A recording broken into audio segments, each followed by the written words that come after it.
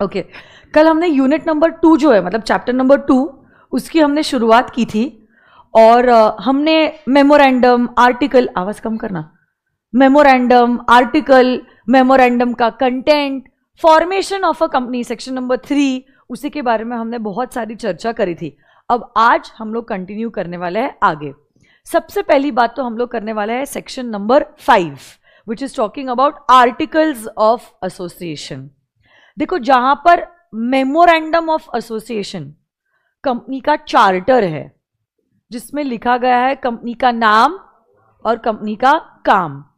Articles of association are the bylaws of the company, मतलब यही काम को हम करेंगे कैसे ये लिखा होता है कंपनी के आर्टिकल्स ऑफ एसोसिएशन में। ठीक है, अब आप अगर चाहो आपके आर्टिकल्स को कर सकते हो entrench. What do you mean by entrench? Entrench मतलब आपने आपके आर्टिकल्स को बनाया है a little stricter as compare to the companies act, जहां तक स्पेशल रेजोल्यूशन पास करने की बात है। यही एंट्रेंचमेंट के बारे में भी इसी सेक्शन नंबर 5 में दिया हुआ है। अब देखो, जब कंपनीज इनकॉर्पोरेट होती है ना, इनकॉर्पोरेशन के वक्त कंपनीज जो होती है वो सबमिट करती है memorandum as well as articles of association. तो उसी वक्त जब आप आर्टिकल्स सबमिट कर रहे हो उसी दौरान आप क्या कर सकते हो, ऐसे आर्टिकल्स बना सकते हो जो एंट्रेंच्ड है। तो ओरिजिनली जब आपने आर्टिकल सबमिट किया वो स्ट्रिक्टर थे as compare to the companies act. But now अगर आप चाहो, कंपनी इनकॉर्पोरेट हो चुकी है, कंपनी के इनकॉर्पोरेशन के बाद भी आपका जब मन करे आप अपने आर्टिकल्स को कर सकते हो एंट्रेंच। बट अब अगर existing companies want to entrench their articles, now if this existing company is a private company will require the consent of all the members, and public company requires to pass a special resolution, जिसके बाद क्या होगा, आपके articles हो जाते हैं entrench. Understanding this और not? तो देखो वापस से, कंपनी जब इनकॉर्पोरेट होती है ओरिजिनली क्या अपने आर्टिकल्स को कर सकती है एंट्रेंच? यस। एग्जिस्टिंग कंपनीज भी क्या एंट्रेंच कर सकती है? बट एग्जिस्टिंग कंपनीज अगर प्राइवेट कंपनी है they need to take the approval of all the members for going for an entrenchment, and if it is a public company you need to pass a special resolution. ये छोटा सा summary है but बहुत ही efficient summary है। आप अगर चाहते हो आप लिख दो, नहीं तो स्क्रीनशॉट ले लो, या जैसे आपका मर्जी है वैसा। 1 मिनट का समय देती हूं, फटाफट लिख लो ये without wasting a single minute.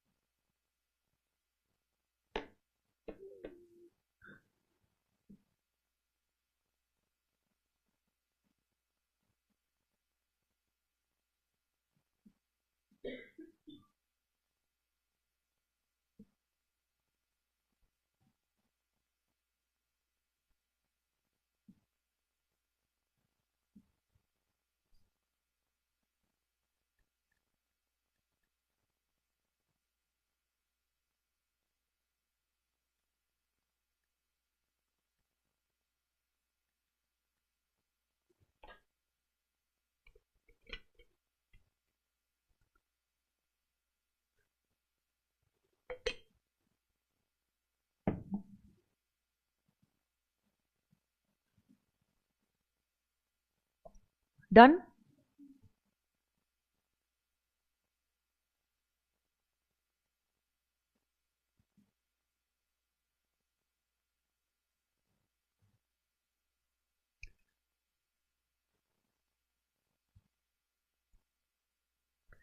तो सेक्शन 5 में यही सबसे इंपॉर्टेंट बात थी and that was relating to entrenchment. Virtual student सुनो ना, आज आप एप्लीकेशन पे चैट मत करो, टेलीग्राम ग्रुप को मैं ऑन कर रही हूँ, वहीं पे हम लोग चैट कर रहे हैं। The group is on only because I don't have the tab with me, I don't know where they have taken it, तो मैं बात ही नहीं कर पा रही हूँ आप लोगों से। हाँ लिखा है क्या? उनको लगा ही था। चेक, कब से आवाज नहीं आ रही है?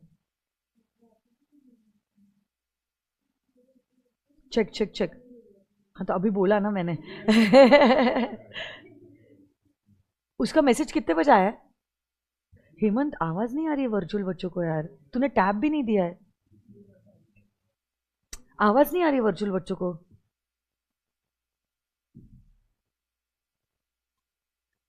बच्चों का मैसेज आया है, साउंड नहीं है। मुस्कान का मैसेज आया है, नो साउंड। तो इसने आवाज कम करी थी, चेक कर दो, मैंने क्लासरूम की आवाज कम करने बोली थी।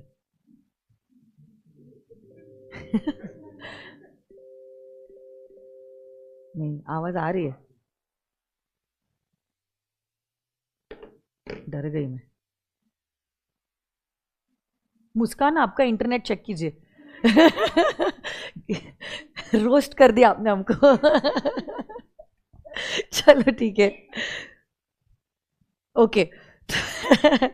सो that is all about section number 5, articles of association. देखो 3 फॉर्मेशन के बारे में बात कर रहा है, 4 मेमोरेंडम के बारे में बात कर रहा है और 5 आर्टिकल्स के बारे में बात कर रहा है। फिर देखो ये मेमोरेंडम और आर्टिकल पढ़ाना तो ये डॉक्ट्रिन आ ही जाता है। सबसे पहले तो हमारा डॉक्ट्रिन ऑफ अल्ट्रा वायर्स है।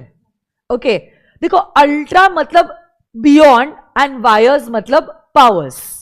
ओके कोई भी काम जो कंपनी ने किया है which is beyond the memorandum का ऑब्जेक्ट क्लॉज मतलब बियॉन्ड इट्स पावर्स, माना जाता है ये काम जो है it is void ab initio. उसका लीगल इफेक्ट ऐसा रहेगा कि ये ट्रांजैक्शन रहेगा नल। कैसा रहेगा ट्रांजैक्शन? नल। इनफैक्ट लॉ मेकर्स तो ये भी कहते हैं ये ट्रांजैक्शन अगर नल है, कानून के आंखों से देखो ये ट्रांजैक्शन नल है मतलब इसका 0 इंपैक्ट है। अगर ये ट्रांजैक्शन कभी हुआ ही नहीं है, क्या ये ट्रांजैक्शन का कभी रैटिफिकेशन हो सकता है? रैटिफाई करना मतलब सब्सिक्वेंट अप्रूवल देना। जो ट्रांजैक्शन कभी हुआ ही नहीं है उसका अप्रूवल भी हम कभी नहीं दे सकते। Okay and the directors are personally liable for such transactions. Who are liable? Directors are personally liable. But अगर ये ट्रांजैक्शन अभी तक हुआ नहीं है, आप करने जा रहे हो ये ट्रांजैक्शन, आप क्या कर सकते हो? You can go to the court and grant for an injunction order. Injunction order मतलब a stay order. Okay so that is about doctrine of ultra vires. Company वही काम कर सकती है which are within the object clause. हमने एक case भी देखा था Ashbury railway carriage versus Riche का केस, जहां पे कंपनी के मेमोरेंडम में लिखा था company will be doing mechanical engineering, मतलब the object of the company is to sell, rent, lease railway wagons and carriages, mechanical engineering contracts and other contracts. और अब प्रपोज किया ये कंपनी ने कुछ फाइनेंस देने के लिए टू मिस्टर रिची। सवाल ये उठता है एंड अदर कॉन्ट्रैक्ट्स में फाइनेंशियल कॉन्ट्रैक्ट्स इंक्लूडेड हो गए या नहीं हो गए? हो गए या नहीं हो गए?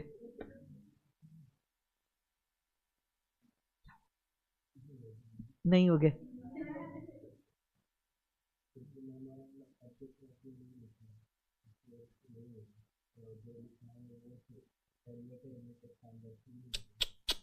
एक बार जोरदार तालियां सागर के लिए, क्या बात है, ऑसम सागर, छुपा रुस्तम निकला तू तो देखो मैं आपको बता दी इसने सही जवाब दिया है। आप लोग थोड़ा शर्म करो। वर्चुअल कुछ ने तो कुछ जवाब ही नहीं दिया है। अच्छा बेटा सुनो मेरी बात, यहां पे जब आप रीड करते हो ना mechanical engineering contracts and other contracts, ये जो है ना एंड अदर कॉन्ट्रैक्ट्स, ये अकेले में रीड नहीं कर सकते हो, it has to be read with the words used in the sentence earlier. तो ये and other contracts mechanical engineering contract से ही जुड़े हुए होना जरूरी है, समझ रहे हो आप? ओके, तो इसीलिए financial contracts is not going to come in the scope of the memorandum का ऑब्जेक्ट क्लॉज. ऐसा कॉन्ट्रैक्ट अल्ट्रा वायर्स हो जाएगा, नल हो जाएगा, इसका effect void ab initio. Okay, तो देखो अगर मैं कहती हूं जैसे कि I have a kitten, a puppy and other animals in my house, तो एंड अदर एनिमल्स में क्या शेर होगा? बोलो ना. एलिगेटर होगा? क्या होगा एंड अदर में?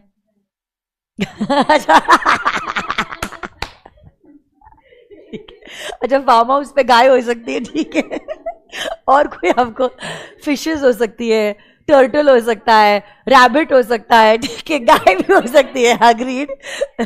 अब देखो, गाय is a farm animal, not a pet animal. गाय को पेट की तरह नहीं रखते हैं बेटा. कैसे व्हायचं? जो भी एटलीस्ट ठीक है, वाइल्ड एनिमल्स तो नहीं हो गए ना? क्यों नहीं हो गए? एंड अदर एनिमल्स, शेर भी एनिमल ही है.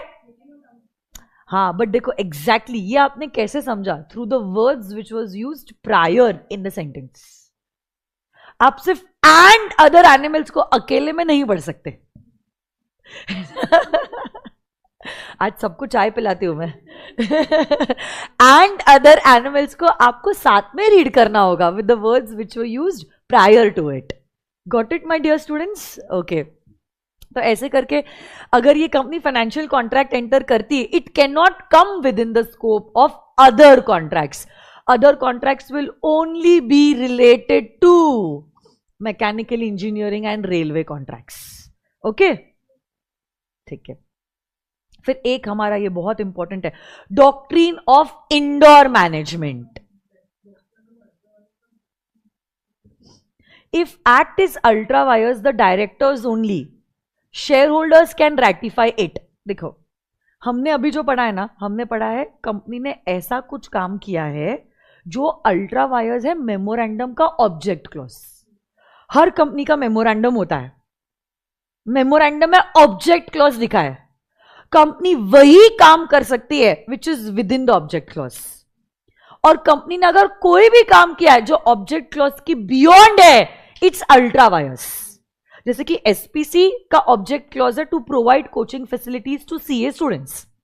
कल जाके हम लोग एसपीसी के नाम पे से 1000 बियर बॉटल खरीद लेते हैं. चलो कल रिजल्ट आया था, सबसे ज्यादा बच्चों को जरूरत है, ये भी पास हुए तो ठीक है मिठाई, नहीं तो भी बियर, ना पास हुए तो भी गम बियर. हमने क्या कर दिया? बियर बेचना चालू कर दिया. बताओ क्या ये हमारे ऑब्जेक्ट क्लॉज के विदिन है? क्या हम ये काम कर सकते हैं in the name of SPC private limited? तो अब ऐसे केस में ये ट्रांजैक्शन क्या होगा? Ultra vires. It's null, void ab initio, directors will be personally liable. But यहां पे लास्ट पॉइंट जो है आपके चार्ट नंबर 2.4 में, ये कहता है डायरेक्टर्स ने ऐसा कुछ काम किया है जो उनके पावर्स के बियॉन्ड था, but it is within the company का पावर. तो यहां पे we are not going beyond the memorandum. देखो हर डायरेक्टर इवेंचुअली कंपनी का एजेंट है, ये याद रखो आप. डायरेक्टर्स अलग, कंपनी अलग. डायरेक्टर्स सिर्फ कंपनी के बिहाफ पे काम करने वाले बंदे हैं, वो अलग है कंपनी के कंपैरिजन में. तो as a director also you have powers.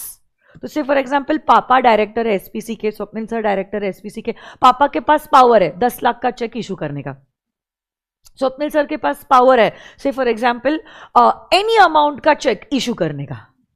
But पापा के पावर लिमिटेड है, 10 लाख तक का ही चेक वो इशू कर सकते हैं. अब पापा ने कोई चेक इशू कर दिया विच वॉज 11 lakhs. तो बेसिकली ये जो चेक इशू किया था से फॉर एग्जाम्पल बुक से रिलेटेड ही था. बुक्स हमने प्रिंटिंग को दी थी, उसका हमारा 6 सब्जेक्ट्स इंटर के, उसके हर सब्जेक्ट की 4-4, 5-5 बुक्स, उसका हमारा ये बिल था. 5000 का सेट मंगवाया था, ठीक है. तो अब 11 लाख का चेक हुआ था. बुक्स जो हम लोग बना रहे हैं, प्रिंट करवा रहे हैं, ये काम is within the object clause of SPC. But now when the cheque was given, it should have been signed by SP, but it was signed by Papa. It is beyond the power of director, but the act is still within the object clause only. तो यहां पे ये जो 11 लाख का check है ना, अगर आप चाहते हो उसको वैलिडेट करवा सकते हो. कैसे वैलिडेट करवा सकते हो? By taking the approval of the share holders. तो शेयर होल्डर्स, एसपीसी के शेयर होल्डर्स स्वप्निल सर और अंकिता मैम. स्वप्निल सर ने वो बोल दिया कि ठीक है यार, पापा ही तो है, बुक्स के लिए तो पेमेंट कर रहे हैं, कोई बात नहीं.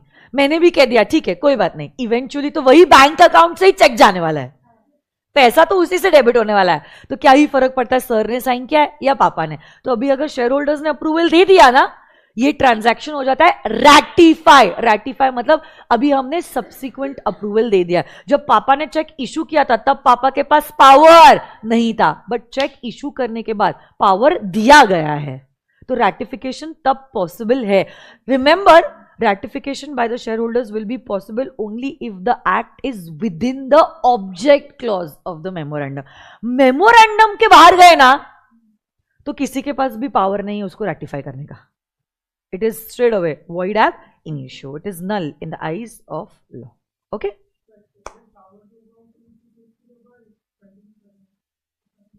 No, that will depend. Is it a one-time power or a general power? Depends on the resolution.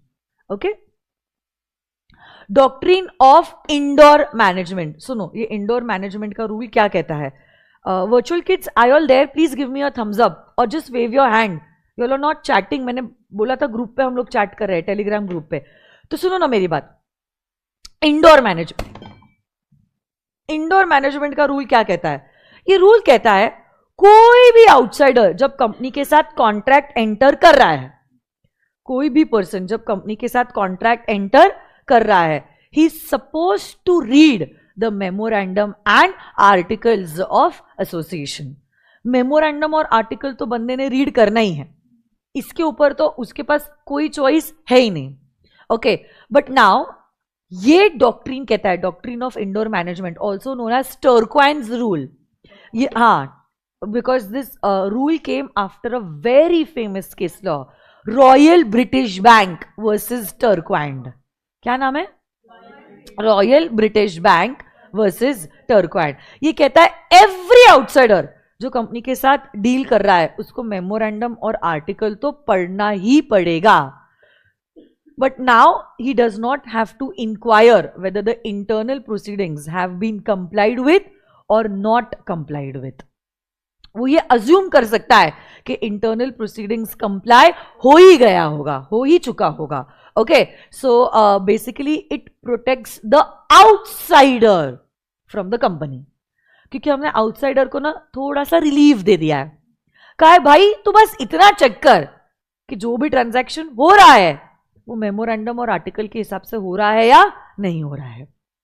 बाकी बाद में इंटरनली क्या हुआ वो आपको देखने की जरूरत नहीं है. हम प्रिज्यूम करेंगे कि कंपनी ने इंटरनल प्रोसीडिंग्स जो भी थे वो तो कंप्लाई करे ही होंगे, तभी तो कंपनी को पावर मिला है कॉन्ट्रैक्ट एंटर करने का. ओके, तो जब यहां पर इस कंपनी ने भी जब बॉन्ड्स इशू किए थे तो हमने अज्यूम किया ही था कि कंपनी ने स्पेशल रेजोल्यूशन पास किया होगा जिसके बाद ही कंपनी को पावर मिला है बॉन्ड्स इशू करने का. क्योंकि अगर एसआर पास नहीं होता कंपनी भी बॉन्ड्स इशू नहीं कर पाती, है ना. बट देखो, to every general rule there are certain exceptions. तो ये भी डॉक्ट्रिन ऑफ इंडोर मैनेजमेंट के कुछ एक्सेप्शंस है. कौन से एक्सेप्शंस है? Let's check it out. सबसे पहली बात तो नॉलेज ऑफ इरेगुलरिटी. ओके, तो आपको पता है जो हो रहा है वो रेगुलर नहीं है, वो गलत है, बट फिर भी आप वो गलत ट्रांजैक्शन एंटर कर रहे हो. आपको पता है दाल में कुछ काला है, फिर भी आप दाल पी रहे हो, तो पेट तो गड़बड़ होगा ही ना. समझ रहे हो या नहीं? वैसे ही यू हैव द नॉलेज कि जो ट्रांजैक्शन हो रहा है वो इरेगुलर है, but still you are entering into this contract. तो बेवकूफ कंपनी नहीं है, बेवकूफ आप हो. अगर आपको पता है ये ट्रांजैक्शन रेगुलर नहीं है, why are you entering into that contract? You shouldn't have entered into the contract. और अगर आपने कॉन्ट्रैक्ट एंटर किया है, we are very sorry, we will not protect you. इसीलिए तो ये एक्सेप्शन आ गया ना. एक देखो, जनरल रूल में हमने क्या किया था? हमने कहा था we will protect the outsider against the company. अब अगर हम एक्सेप्शंस देख रहे हैं, हम कह रहे हैं we will protect the company against the outsider. Okay. Next, negligence. Negligent मतलब केयरलेसली बिहेव करना. ओके. तो बेसिकली आपने जब ट्रांजैक्शन एंटर किया, आपने बहुत केयरलेसली ट्रांजैक्शन एंटर किया without even applying common sense. Forget about the normal brains. Common sense भी आपने अप्लाई नहीं किया. जैसे कि वो क्या बोलते हैं, आनंद बिहारी लाल का केस, जहां पे क्या हुआ था, बंदे ने इमूवेबल प्रॉपर्टी खरीदने का कॉन्ट्रैक्ट अकाउंटेंट के साथ एंटर कर दिया. आप बताओ, अब एसपीसी की क्लासरूम बेचने का कॉन्ट्रैक्ट आप, हेमंत है ना वो हेमंत, उसके साथ एंटर कर लेते. तो अगले महीने के 1 तारीख को ये सारी क्लासरूम हमारे, और हेमंत को 5 लाख रुपए का टोकन भी दे देते. हेमंत कहता है पक्की बात, अगले महीने 1 तारीख सारी क्लासेस आपकी. आप खुश हो गए, यस, बस अब मैं छू.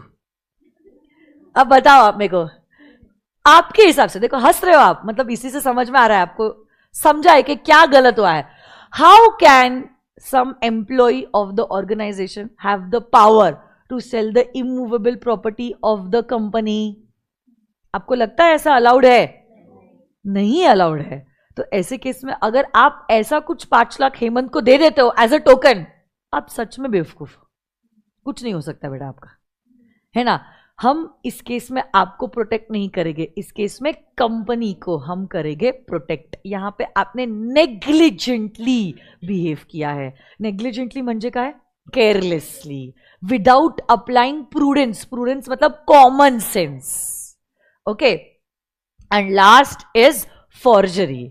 सो व्हाट अबाउट फॉर्जरी? देखो, forgery is an absence of consent. It's not even irregular consent. And no consent, no contract. No consent, no contract. तो अगर किसी डायरेक्टर की सिग्नेचर फॉर्ज वॉर्ज की जाती है, तो ऑब्वियसली बात है यहां पर हम वो डॉक्यूमेंट को वैलिड डॉक्यूमेंट नहीं मान सकते हैं. And the company is not going to be liable for the same. ठीक है. तो इसीलिए ये तीनों भी आ जाते हैं exceptions to the doctrine of indoor management. Okay. Next, ये 2.5 और ये 2.6 तक आज हम करने की कोशिश करेंगे. ठीक है. और फिर हम आज कुछ क्वेश्चंस भी करेंगे. Is it okay? कितने चार्ट्स है इस चैप्टर में?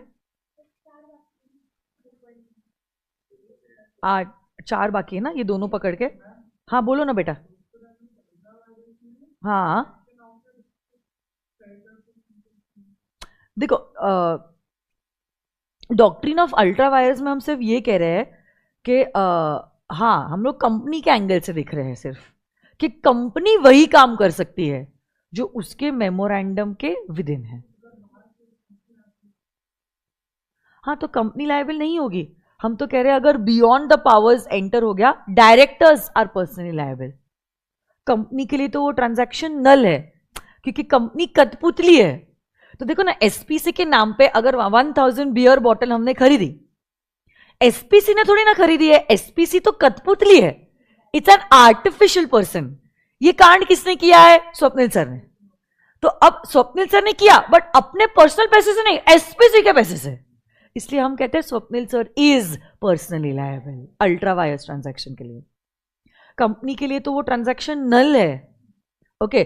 कंपनी के लिए ऐसा माना जाएगा जैसे कि कंपनी के नाम पे ये ट्रांजैक्शन हुआ ही नहीं है. और अगर कंपनी के फंड्स एसपी सर ने यूज किए हैं ना, एसपी सर को पर्सनली ये पैसे देने पड़ेंगे टू द कंपनी. ये अल्ट्रा वायर्स बात करता है. अब कंपनी और आउटसाइडर के लिए हमारा इंडोर मैनेजमेंट और कंस्ट्रक्टिव नोटिस है. ठीक है. आ जाइए chart number 2.5. Come on guys.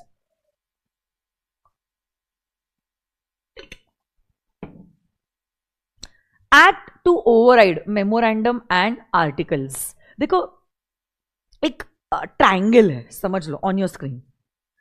सबसे बेसिक लेवल पे ना हमारे आर्टिकल्स आते हैं, जहां हमने आर्टिकल्स में कंपनी के रूल्स, रेगुलेशंस और बायलॉज के बारे में डिस्कस किया है. आर्टिकल्स के ऊपर हायरार्की में मेमोरेंडम होता है. ओके और हायरार्की वाइज मेमोरेंडम से भी ऊपर हमारा कंपनीज एक्ट आता है. तो at the top is the companies act. In short अगर मैं अदर वे राउंड बोलूं, जब कभी भी आप मेमोरेंडम बनाते हो, memorandum should always be in line with the companies act. और जब आप आर्टिकल्स बनाते हो, जो एकदम ग्राउंड लेवल पे है, आर्टिकल्स बनाते वक्त आपको companies act as well as memorandum का ख्याल रखना होता है. Your articles can not override memorandum. In fact your articles can not even override the companies act.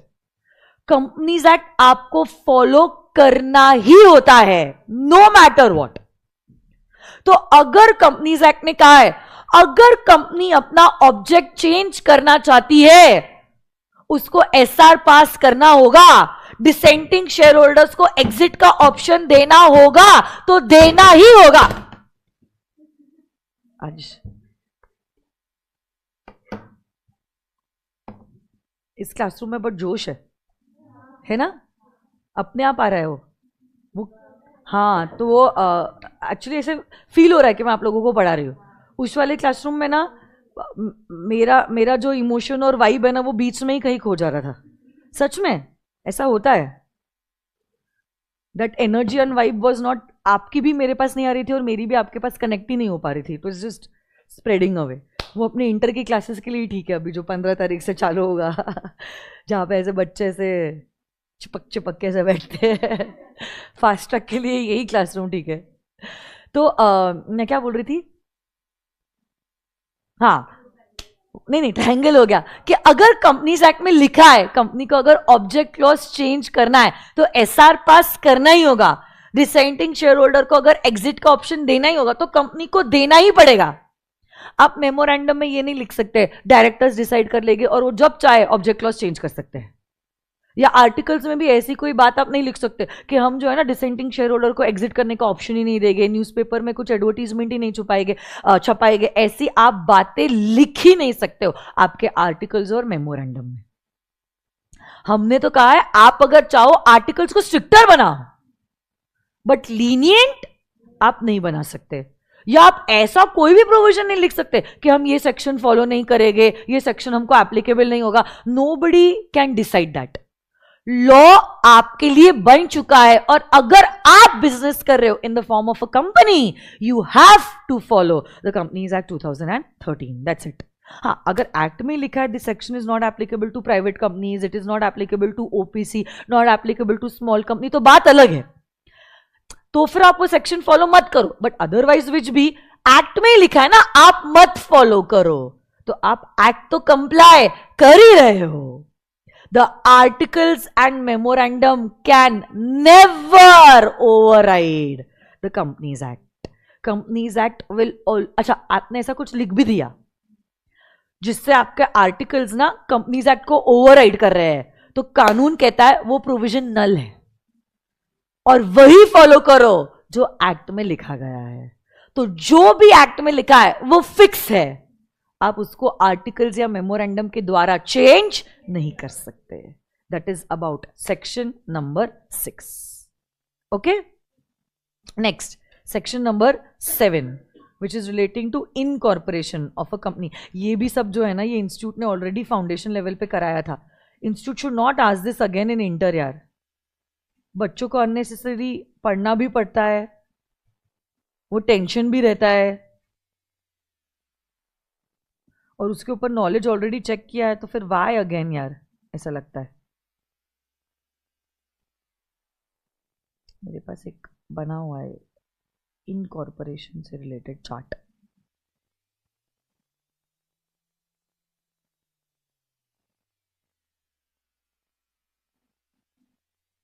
इसमें सिर्फ समरी दी है बट मैंने ऊपर कि पार्ट 1 है और पार्ट 2 है। एक मैंने बनाया है जिसमें, हाँ स्पाइस प्लस ही है अभी तो LLP का है। एक मिनट,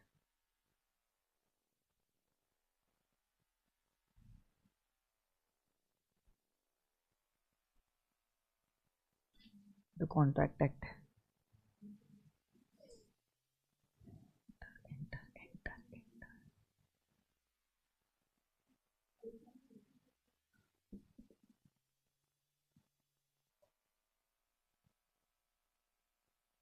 ये देखो, ये ट्रायंगल की बात कर रही थी मैं।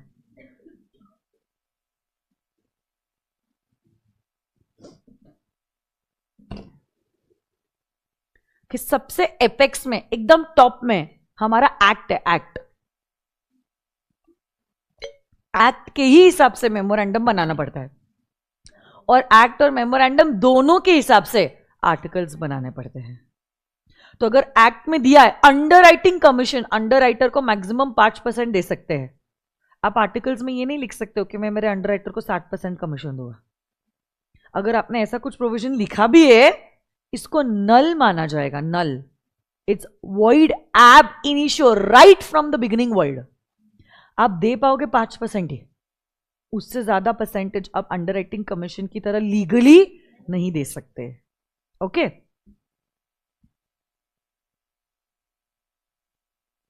हाँ, ये रहा। तो इनकॉर्पोरेशन से रिलेटेड सुनो ना मेरी बात। Right now we have spice plus, ठीक है। Spice is masala, simplified proforma for incorporating companies electronically, मतलब थ्रू द ई फॉर्मेट। अब फिजिकली आपको डॉक्यूमेंट सबमिट करने की जरूरत नहीं है।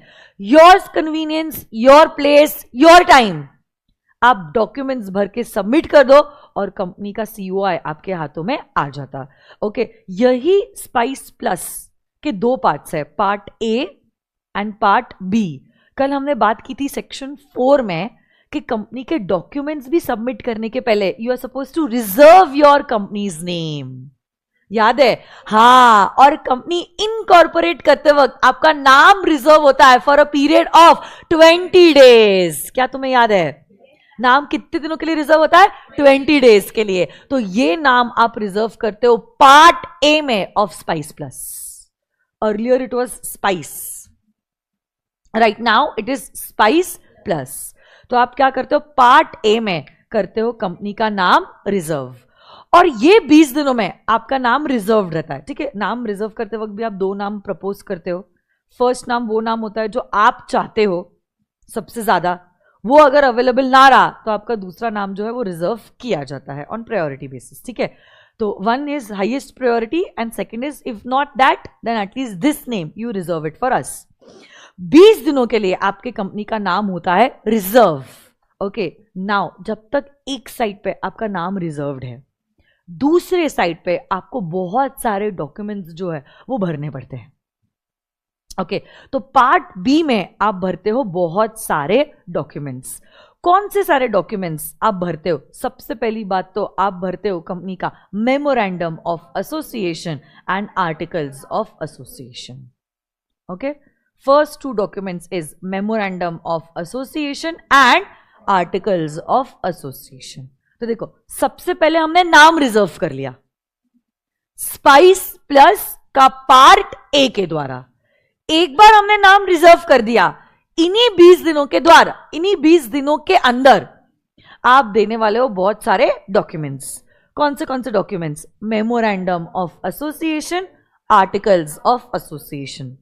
फिर मतलब हमारा महुआ और अहुआ जो हमने कल और आज में डिस्कस किया है। ठीक है, इसलिए पहले ये सेक्शन 4 और 5 आता है और बाद में 7 आता है ना, और बीच में 6 है जो कहता है भाई मेमोरेंडम और आर्टिकल को इज्जत दे दी 4 और 5 में, बट उनकी इज्जत और औकात कितनी है देख ला। एक्ट को ओवरराइड नहीं कर सकता है, वो कहता है सेक्शन नंबर 6। और सेक्शन 7 कहता है कि अभी चलो हम लोग ये तो जान दिए सेक्शन 3 में कि 1, 2 या 7 लोग मिलकर कंपनी इनकॉर्पोरेट कर सकते हैं, बट करेगी कैसे कंपनी इनकॉर्पोरेट, ये बताया गया है सेक्शन नंबर 7 में। ठीक है, तो पहली बात तो आप मेमोरेंडम और आर्टिकल्स जो है वो सबमिट करते हो। ठीक है, along with memorandum and articles you give the particulars of the first subscribers and particulars of the first directors. You give the details relating to the particulars of first subscribers and particulars of the first directors. क्या particulars आप देते हो? उनका नाम, उनका surname, उनका address, nationality, okay, identity proof, यही सारी डिटेल्स आप देते हो ऑफ द पर्टिकुलर्स ऑल्सो। और डायरेक्टर्स में भी यही सारी डिटेल्स देते हो। एक एडिशनल होता है DIN, directors identification number. Along with that you also take the consent of the first directors. Directors की position is of high responsibility.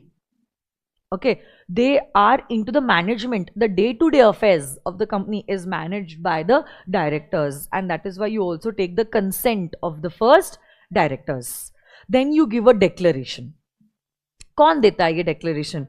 First subscribers and the first directors के हमने कोई भी fraud नहीं किया है, हम चोर नहीं हैं, हमने कोई भी चोरी नहीं की है। There was no fraud which was committed by us in relating to management, formation और promotion of the company.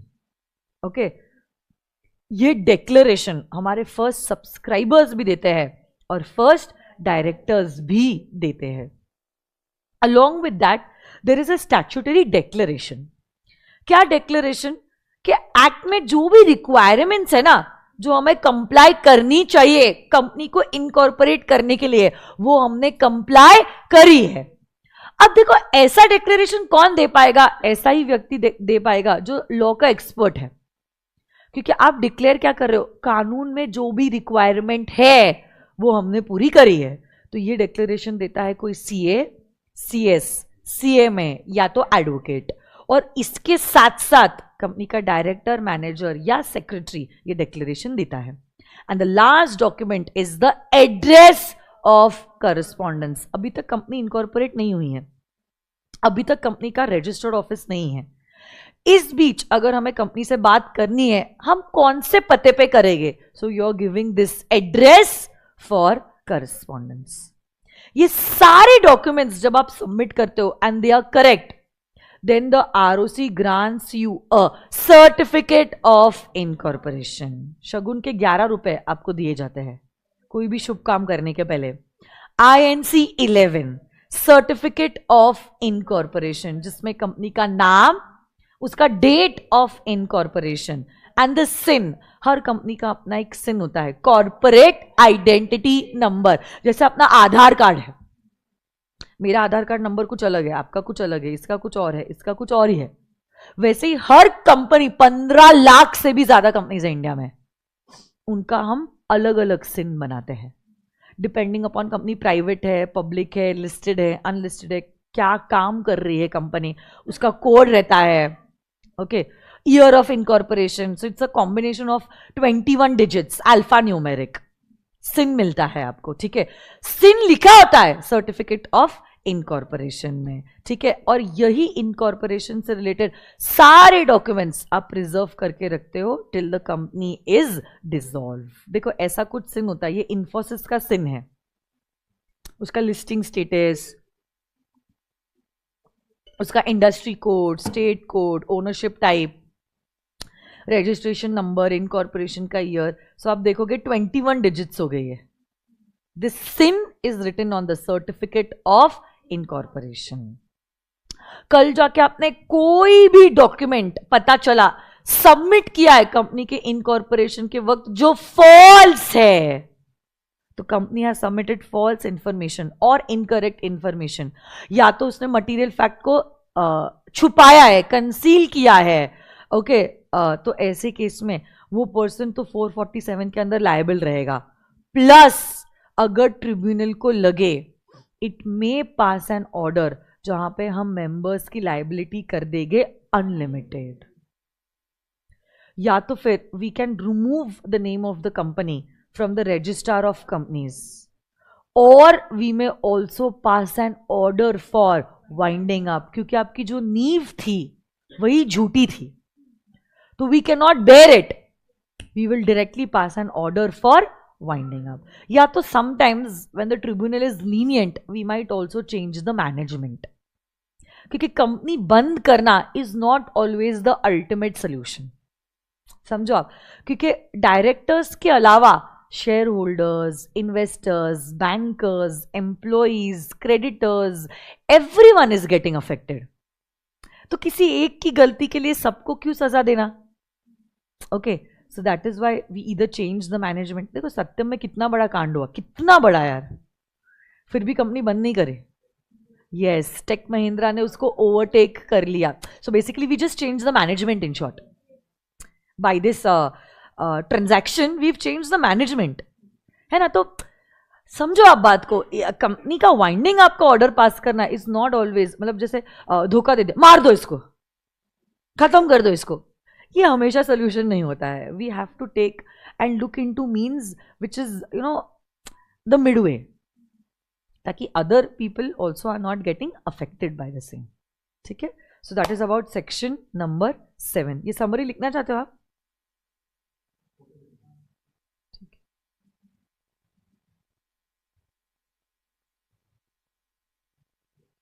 Photo 2 हिस्सों में लेने पड़ेगा फिर.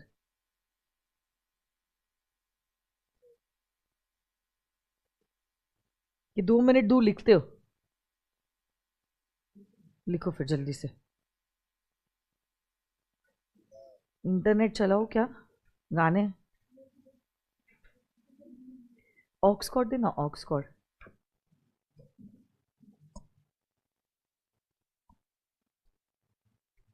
ऑक्सफोर्ड है क्या इधर? अच्छा ठीक है.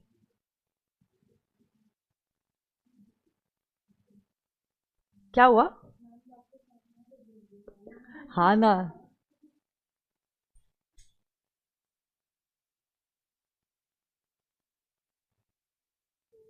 इधर ही लगा रही हूँ मैं, ऑक्सफोर्ड नहीं है. कौन सा गाना लगाओ?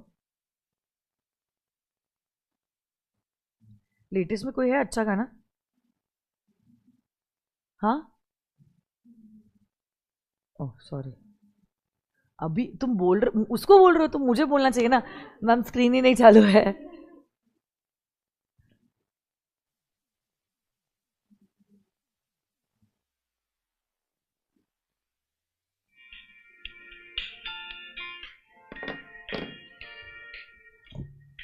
लिखो.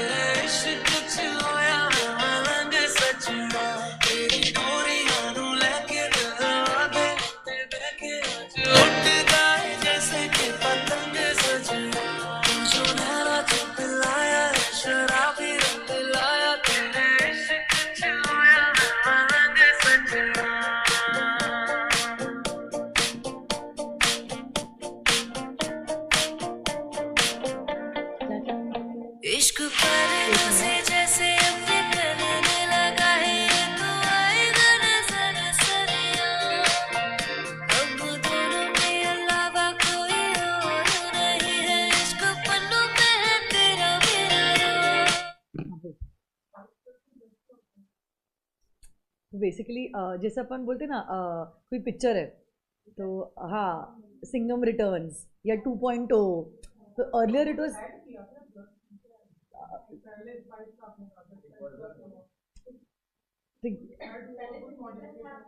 नहीं नहीं, इलेक्ट्रॉनिक था, अब 2015 से ही इलेक्ट्रॉनिक है. बट इसको और इंटीग्रेट किया हुआ है हमने, जहाँ पे 3 डायरेक्टर्स भी जो है जिनके पास डिन नहीं है वो भी अप्लाई कर सकते हैं। तो ऐसी कुछ टेक्निकल चीज़ें उन्होंने ऐड की है, इसलिए वो नेक्स्ट वर्जन है, इसलिए स्पाइस प्लस। अब ये अभी तक नहीं हुआ तुम्हारा लिख के? वही मैं बोल रही हूँ, क्योंकि गाना भी खत्म होता है, इसका फोटो लो जल्दी से। गाना खत्म हो गया।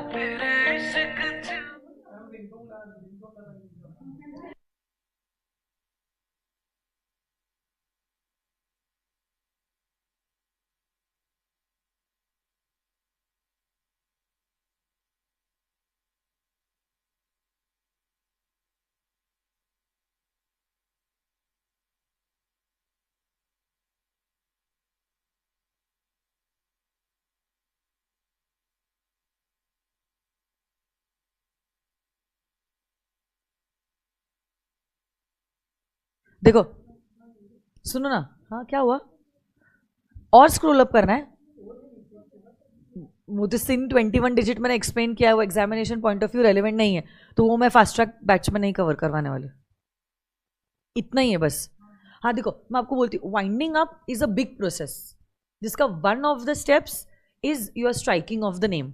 यूजुअली जब कंपनी जस्ट इनकॉर्पोरेट हुई है, देखो मैं आपको बताती हूँ, कंपनी जब कोमा में होती है ना, कोमा में, तो हम उसको कहते हैं कि we are removing the name from the register of companies. But इंसान अगर कोमा में है, we still have hopes that he might revive back. But जब हम कंपनी का गला घोट के ही उसका कत्ल कर देते हैं, तो इसको हम कहते हैं winding up. Winding up is the last thing that can happen, ऐसा। तो यूजुअली जब कंपनी इनकॉर्पोरेट होती है, नया नया बिजनेस है, कुछ किए नहीं है ट्रांजैक्शंस, तब हम डायरेक्टली क्या कर देते हैं, स्ट्राइक ऑफ कर देते हैं। बट जब कंपनी का सारा पसारा हो चुका है, एसेट्स आ चुके हैं, लाइबिलिटीज इनकर हो चुके हैं, सब कुछ हमने जैसे अनपैकिंग कर लिया है सारा सामान, तो अब हमें सब कुछ वाइंड अप करना है, तो फिर वो वाइंडिंग अप प्रोसेस है। बट बैग वैसी की वैसी है, तो हम उसको बोल रहे भाई साइड लाइन हो जा थोड़े टाइम के लिए। रिवाइव हो सकते हैं, फ्यू इयर्स का टाइम पीरियड है, कुछ कंडीशंस है, लॉ का प्रोसीजर है, पॉसिबल है। तो वही मैं कह रही हूँ ना, कोमा में है।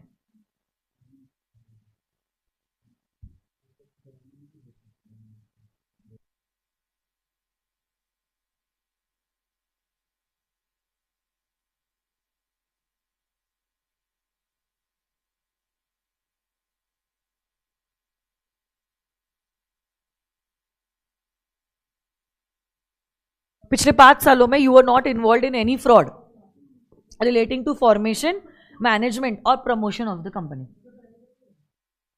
मतलब 5 साल अगर हो गए, तो फिर you can incorporate a company. ऐसा नहीं है कि आज पाप किया है तो जिंदगी भर मतलब आप कैरेक्टरलेस ही हो गए। 5 साल हम देखेंगे भाई, और किसी को धोखा दिया है या नहीं, उसके बाद आपको अलाउ करेंगे, मौका देंगे। ठीक है।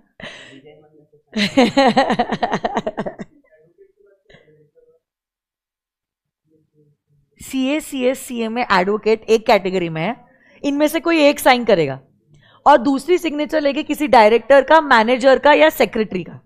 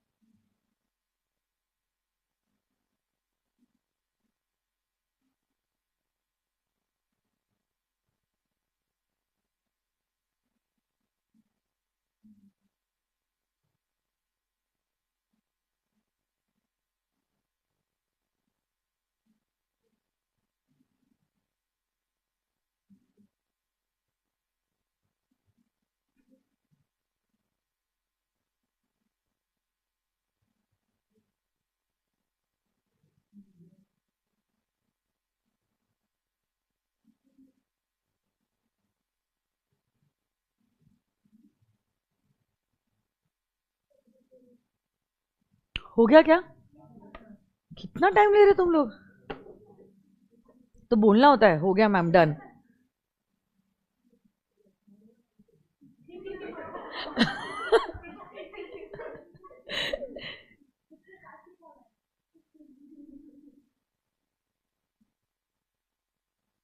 ओके, तो हमारा ये वाला चार्ट भी हो चुका है कंप्लीट, चेक।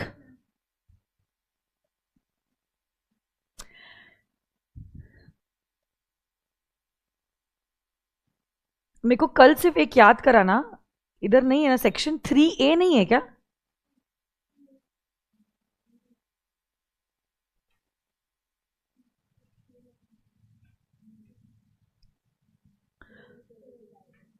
है क्या मेंबर सेवरली लायबल? मेरे को सिर्फ याद कराना, कल मैं कराऊंगी सेक्शन 3A। अभी मैं क्या कराती हूँ ना, ये सेक्शन नंबर 9 और 10 करा लेती हूँ, 9 और 10, ठीक है? और इनसे रिलेटेड क्वेश्चंस करने हैं मुझे। तो कल हमारा 3A होगा। चल 10A भी आज ही करवा लेती हूँ, क्योंकि 12 को बहुत टाइम लगेगा कल। कल नहीं होगा ये चैप्टर कंप्लीट, ठीक है? जितना टाइम लगना है उतना तो लगना ही है, कुछ नहीं कर सकते उसके लिए। इफेक्ट ऑफ रजिस्ट्रेशन, क्या यार, जैसे कंपनी इनकॉर्पोरेट हुई बस, now a separate person has been born in the eyes of law. Effect है ये रजिस्ट्रेशन का, मतलब अब ये पर्सन अपने नाम पे एसेट्स खरीद सकता है, अपने नाम पे लाइबिलिटीज इनकर कर सकता है। It can sue and be sued in its own name, जिसका होता है परपेचुअल सक्सेशन, जिसका मेंबर्स या डायरेक्टर्स की लाइफ से कोई भी लेना देना नहीं। That is section number 9। Section number 10 पे आ जाओ, effect of memorandum and article. वो था इफेक्ट ऑफ रजिस्ट्रेशन, ये है effect of memorandum and article. Let's check it out.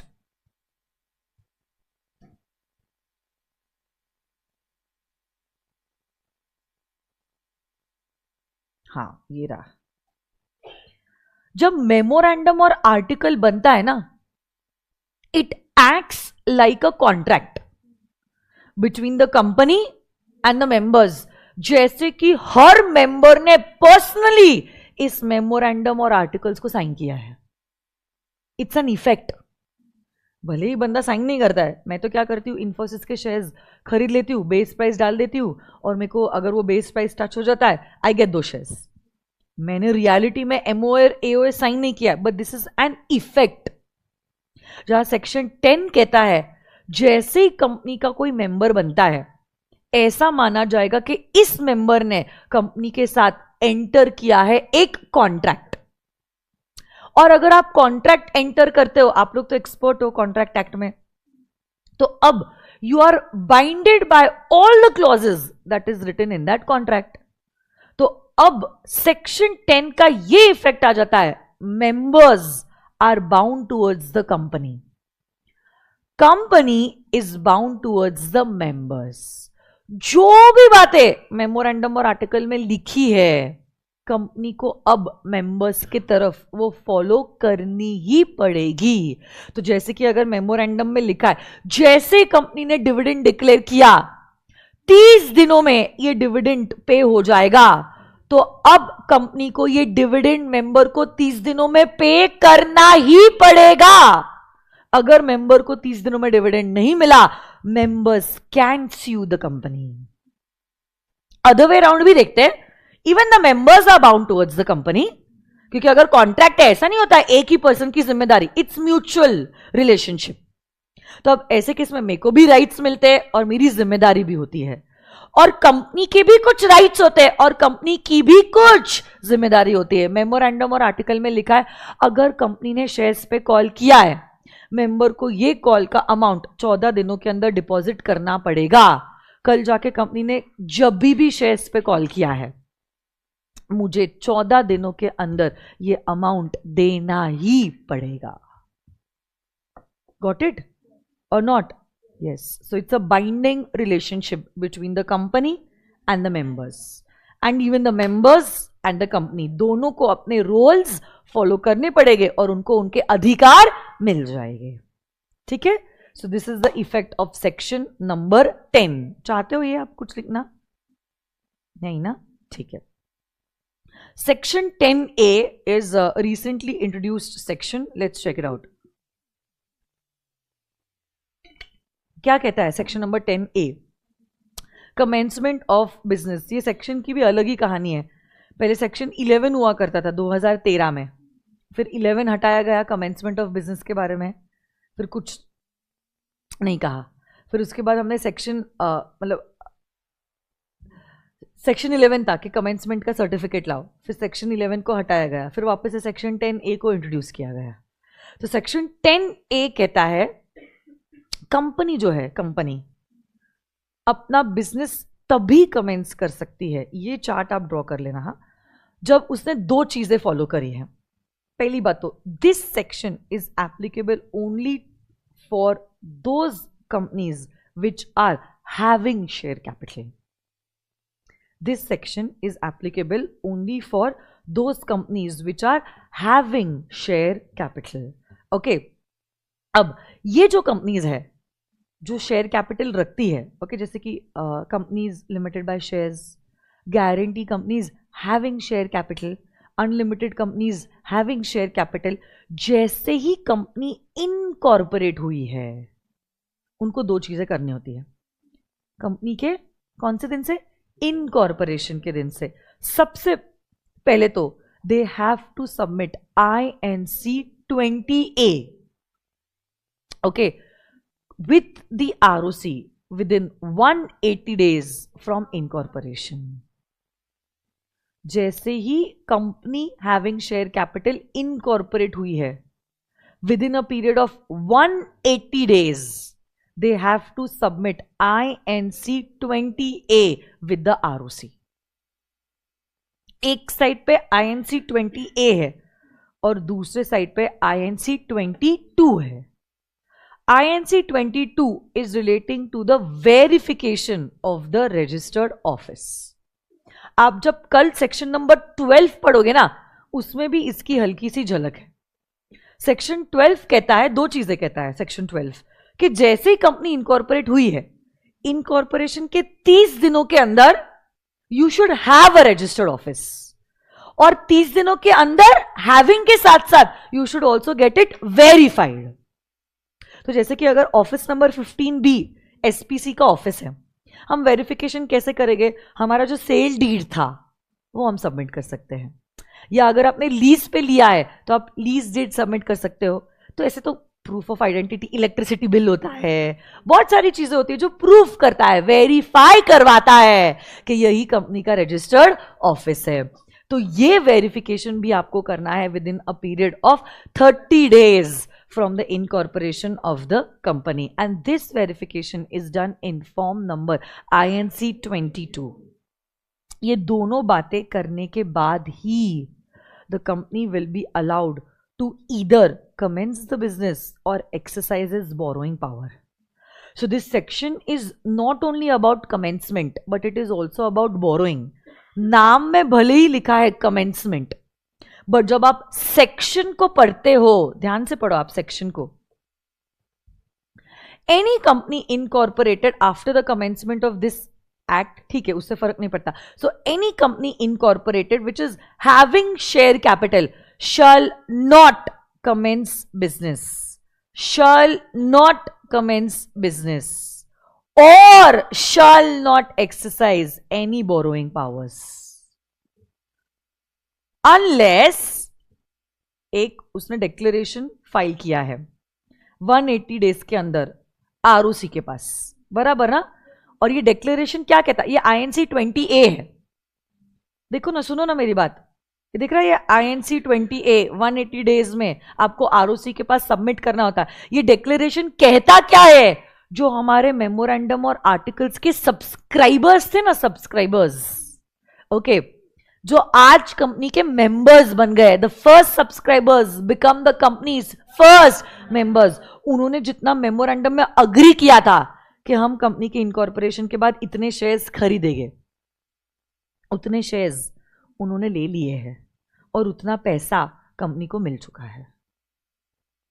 Okay, इसीलिए this section is only applicable to companies limited by shares, क्योंकि shares तो वही सब्सक्राइबर्स लेंगे जो कंपनी के एक्चुअली शेयर्स है। अरे हाँ या ना?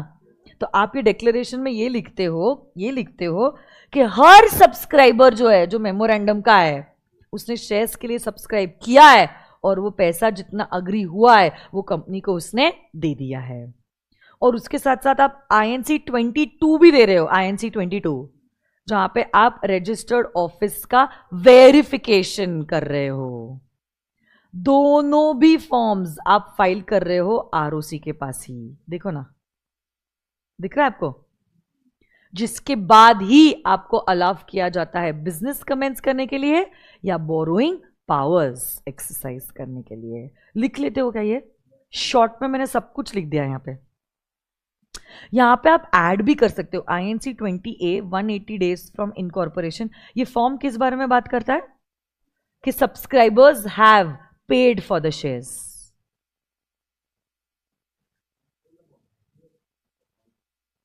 हाँ, जितना कॉल किया उतना।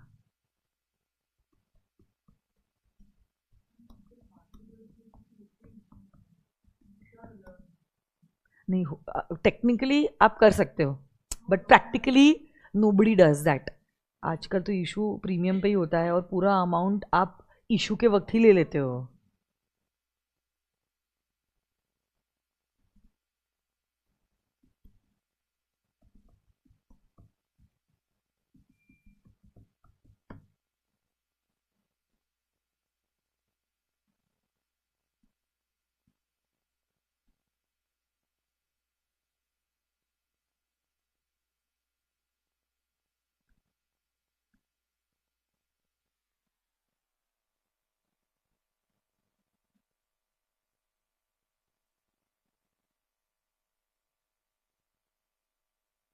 डन। आज तोड़ने वाली हूं मैं, आईपैड, मोबाइल, नहीं तो लैपटॉप, उसमें से कुछ। Virtual kids, if you are done with the writing part please let me no.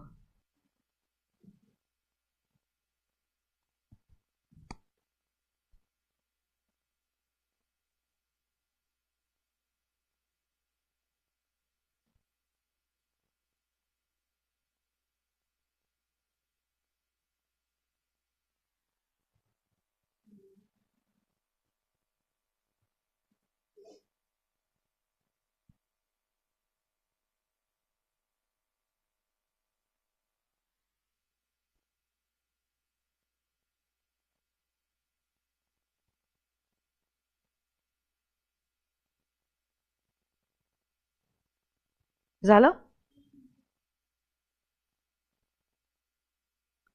अच्छा, अमावस्या है क्या?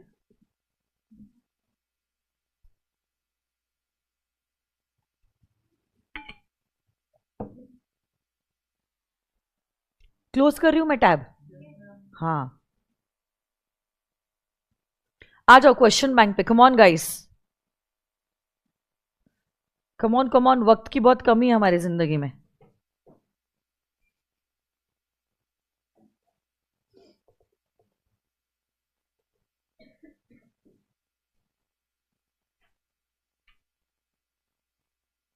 आज सबसे पहला जो होमवर्क मैं आपको देने वाली हूं, it's going to be a direct theory question, क्योंकि मैं चाहती हूं आप घर पे जाके रीड करो, लर्न करके आप लिखो। जनवरी 2021 के अटेम्प्ट में भी इसके ऊपर सवाल आया था और that is relating to the topic that we did today, is the doctrine of indoor management.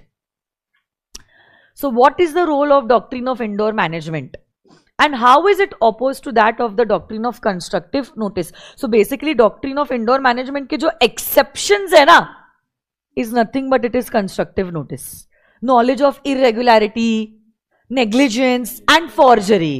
तो आपको सब कुछ कवर करना पड़ेगा। Okay, so this is your first homework. याद है आपको? हाँ, क्या है ये डॉक्ट्रिन, उसका इफेक्ट क्या है और उसके एक्सेप्शंस क्या है, सब कुछ आपको लिखना पड़ेगा, तो ही आपको मार्क्स मिलेंगे। First homework is this, question number 1.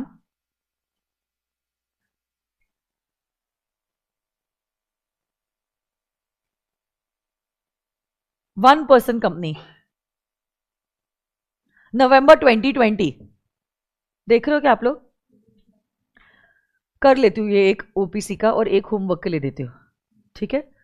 So mister Raja along with his family members is running successfully a trading business. He is capable of developing his ideas and participating in the marketplace. To achieve this, Mr. Raja formed a single person economic entity in the form of a one person company with his brother Mr. King as its nominee. ये 4-5 sentence इतना बढ़ाने की जरूरत ही नहीं थी, पूरा तामझाम किया है आपको डराने के लिए कि इतना बड़ा question. Straight away the question could have started with Mr. Raja incorporated a one person company, Mr. King his brother being the nominee. But देखो राजा उसके फैमिली मेंबर्स के साथ मस्त बिजनेस चला रहा है, ये आइडियाज का केपेबल है, ये मार्केट प्लेस में पार्टिसिपेट कर सकता है, सब कुछ है सिर्फ आपको डराने के लिए. Okay. On 4th May 2020, Mr. King withdrew his consent as a nominee of the one-person company. Can he do so under the provisions of the Companies Act? Can a person withdraw his consent from being a nominee? Yes. कोई जोर जबरदस्ती नहीं है. And then examine the following individuals. Will they be eligible to be nominated as a nominee? अब भाई ने तो nominee के पोजीशन से कंसेंट विड्रॉ कर लिया है, तो आपको किसी और को अपॉइंट करना पड़ेगा, इसलिए उन्होंने 3 क्वेश्चंस दिए हैं. बट देखो क्या होता है ऐसे क्वेश्चंस जब इंस्टीट्यूट पूछता है ना, आई शुड टेल यू, बच्चा क्या करता है एक्साइटमेंट में फिर ये 3 आंसर्स का जवाब दे देता है. But in this question there is this one hidden question also जो स्टार्टिंग का ही होगा कि क्या कोई नॉमिनी अपना कंसेंट विड्रॉ कर सकता है. तो सबसे पहले तो आप ये कहिए हाँ मिस्टर किंग अगर चाहे अपना कंसेंट विड्रॉ कर सकता है. बट अगर किसी ने अपना कंसेंट विड्रॉ किया है, आपको किसी और को अपॉइंट करना पड़ता है in his position to be the nominee of the OPC. And now let's consider the following 3 individual cases. फिर आप 1 उसका जवाब दोगे, 2 उसका जवाब दोगे, 3 उसका जवाब दोगे, जवाब विद द एक्सप्लेनेशन, उधर के उधर इच. बताओ. Mister Shyam son of Raja जो 15 साल का है, वाई नो माइनर है, एलिजिबल होने के लिए you should be a major. तो आप कहोगे Shyam can not be appointed as a nominee as he is only 15 years of age, you should be a major. Miss Devki an Indian citizen, sister of Raja, stays in Dubai and India. She stayed in India during the period from 2nd Jan 2019 to 16th August 2019 and thereafter she left for Dubai and stayed in Dubai only. क्या natural person है देवकी? क्या Indian citizen है? Residential status से फर्क नहीं पड़ता. प्रियंका चोपड़ा को याद कीजिए, है ना. तो अगर प्रियंका चोपड़ा नॉमिनी बन सकती तो देवकी तो बन ही सकती है, ठीक है. And mister Ashok an Indian citizen residing in India, he is presently a member of one OPC.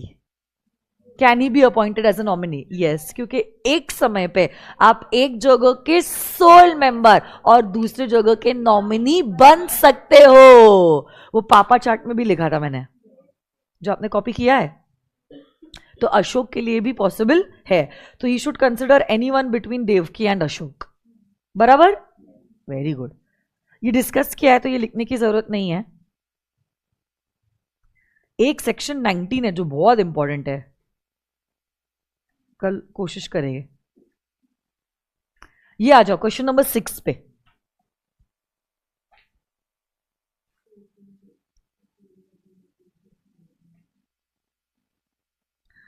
Yadav dairy products private limited company कैसी है?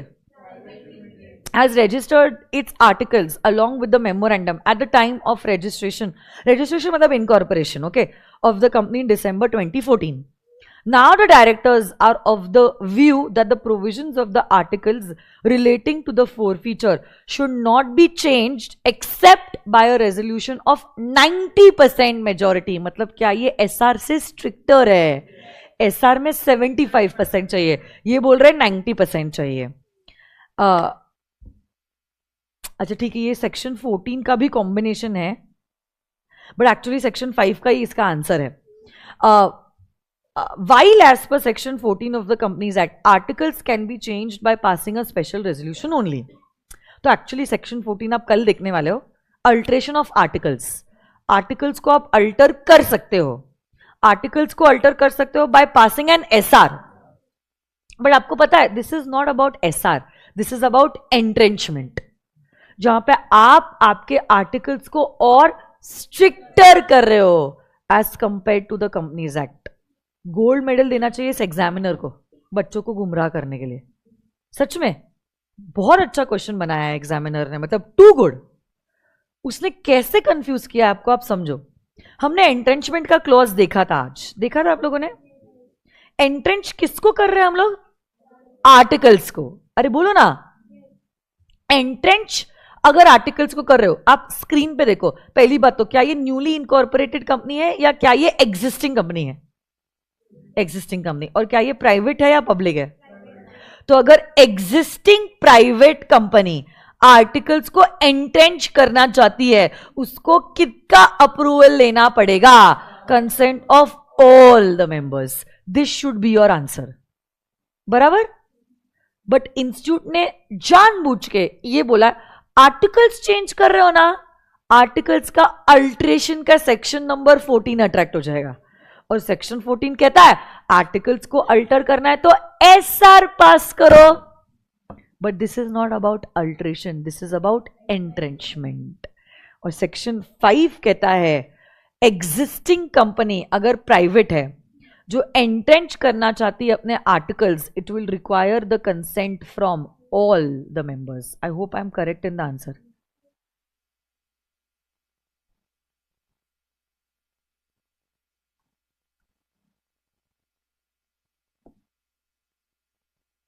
तो देखो यहां पे Yadav dairy private limited is a private company और वो क्या करना चाहती है? It wants to make entrenchment of the articles. But here if it wants to entrench, it will have to pass a resolution which will take the permission of all its members. बराबर ना?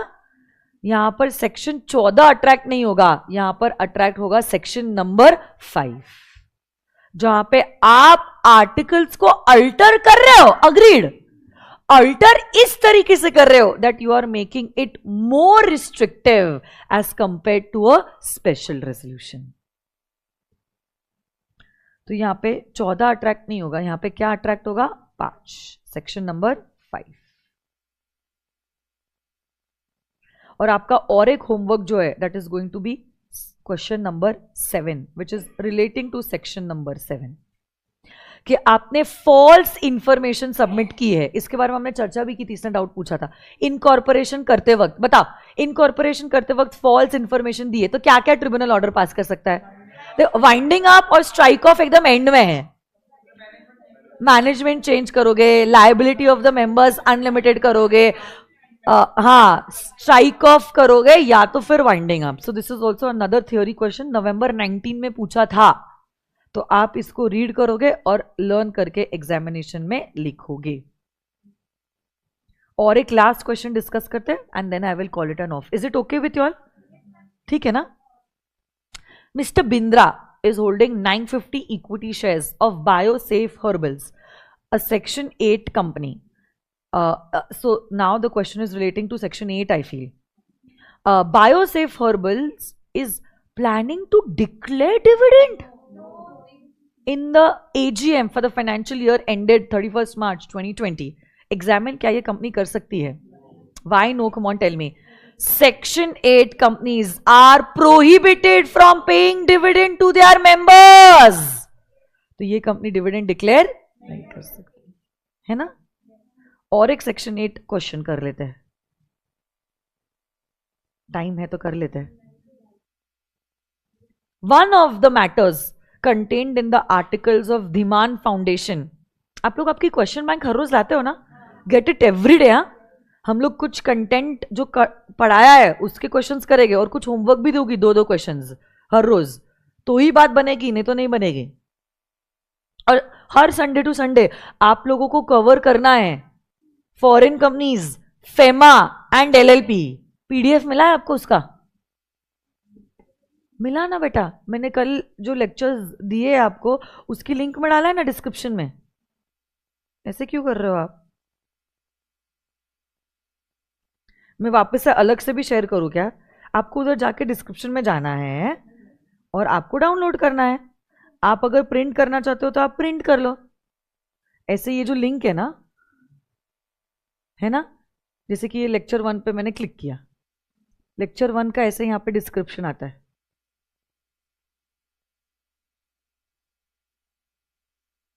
देखो इधर आपको मिल जाएगा, ठीक है?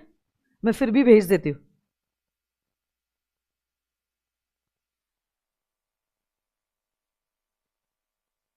हाँ, question 9।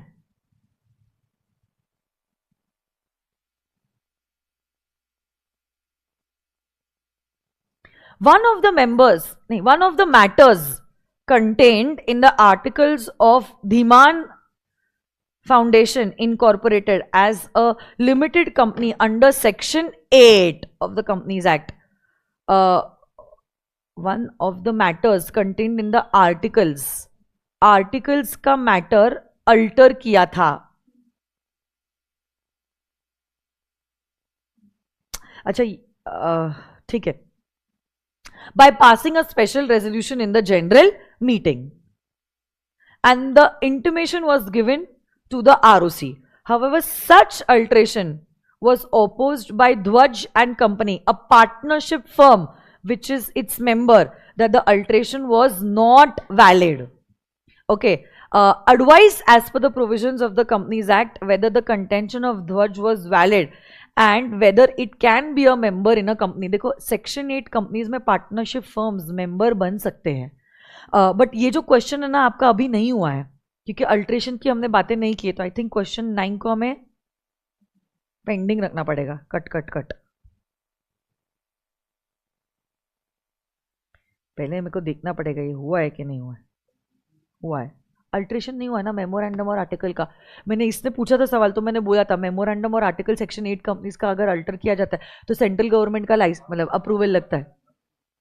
हाँ बट मतलब ऑफिशियली तो मैंने नहीं पढ़ाया है, इसने डाउट पूछा था तो मैंने समझाया था, इसलिए फिर just keep it on a hold ना। Alpha school started imparting education on 1/4/2010 with the sole objective of providing education to the weaker society free of cost or at a very nominal fees.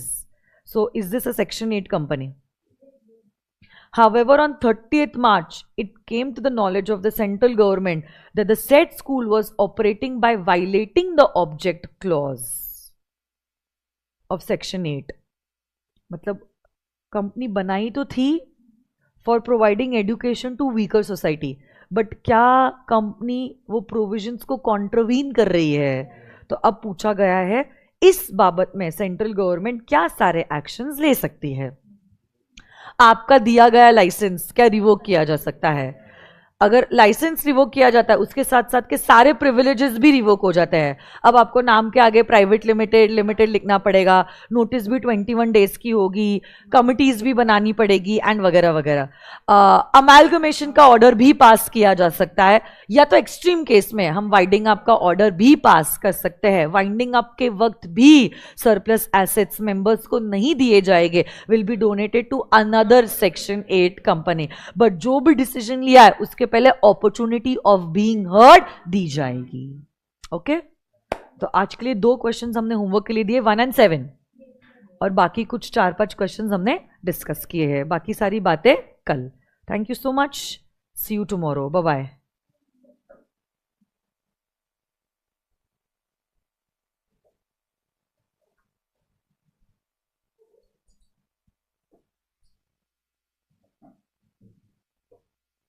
Bye bye virtual students.